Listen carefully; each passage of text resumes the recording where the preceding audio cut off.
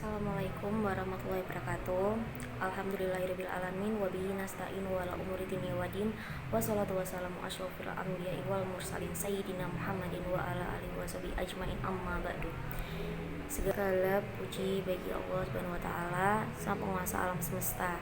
Semoga salawat serta salam selalu tercurahkan kepada Nabi Muhammad SAW beserta keluarga, sahabat-sahabatnya dan semuanya. Semoga kita termasuk hamba yang taat, hamba yang berhak mendapatkan syafaat di akhirat kelak. Saya Sekar Arum Wayuni Kusmastuti. Pada kesempatan kali ini saya akan menyampaikan topik Islam dan gender.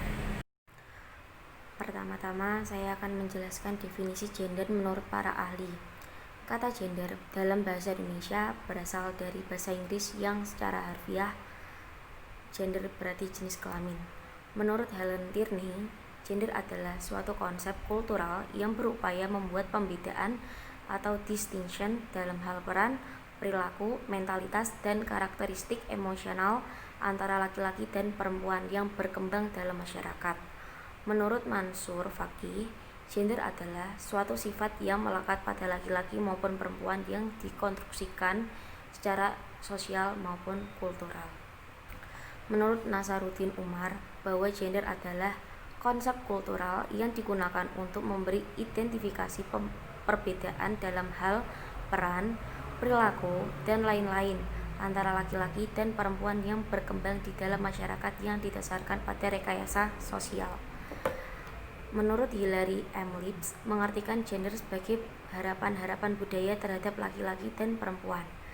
Menurut H.T. Wilson, mengartikan gender sebagai suatu dasar untuk menentukan perbedaan sumbangan laki-laki dan perempuan pada kebudayaan dan kehidupan kolektif, yang sebagai akibat mereka menjadi laki-laki dan perempuan.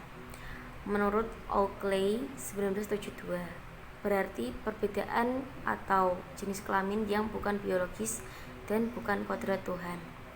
Menurut Kaplan 1987, menegaskan bahwa gender merupakan perbedaan perilaku antara laki-laki dan perempuan selain dari struktur biologis, sebagian besar justru terbentuk melalui proses sosial dan kultural. Kesimpulan, menurut para ahli, gender adalah seperangkat sikap, peran, tanggung jawab, fungsi, hak, dan perilaku yang melekat pada diri laki-laki dan perempuan akibat bentukan budaya atau lingkungan masyarakat tempat manusia itu tumbuh dan dibesarkan.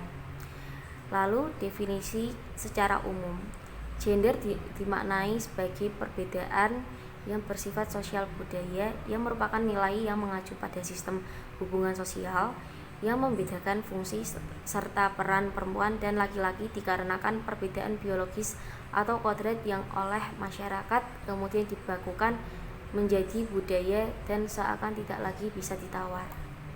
Kesetaraan gender.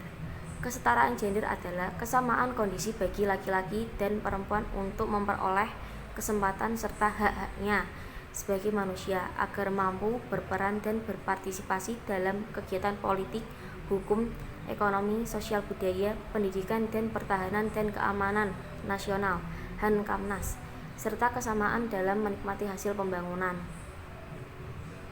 Gender dalam perspektif Islam. Islam tidak membedakan antara hak dan kewajiban yang ada pada anatomi manusia. Hak dan kewajiban itu selalu sama di mata Islam bagi kedua anatomi yang berbeda tersebut. Islam mengedepankan konsep keadilan bagi siapapun dan untuk siapapun, tanpa melihat jenis kelamin mereka. Islam adalah agama yang telah membebaskan belenggu tirani perbudakan, persamaan hak, dan tidak pernah mengedepankan dan menonjolkan salah satu komunitas anatomi saja. Islam hadir sebagai agama yang menyebarkan kasih sayang bagi siapa saja. Allah menciptakan bentuk fisik dan tabiat wanita berbeda dengan pria. Kaum pria diberikan kelebihan oleh Allah Subhanahu wa taala baik fisik maupun mental atas kaum wanita, sehingga pantas kaum pria sebagai pemimpin atas kaum wanita. Dalam perspektif Islam, semua yang diciptakan Allah Subhanahu wa taala berdasarkan kodratnya masing-masing. Allah berfirman dalam Quran surah An-Nisa ayat 1, yang artinya, wahai manusia, Bertakwalah kepada Tuhanmu yang telah menciptakanmu dari diri yang satu, Adam, dan Allah menciptakan pasangannya Hawa dari dirinya, dan dari keduanya Allah memperkembangbiakan laki-laki dan perempuan yang banyak. Bertakwalah kepada Allah yang dengan namanya kamu saling meminta, dan peliharalah hubungan kekeluargaan. Sesungguhnya Allah selalu menjaga dan mengawasimu. Wabillahi taufiq walhidayah. Wassalamualaikum warahmatullahi wabarakatuh.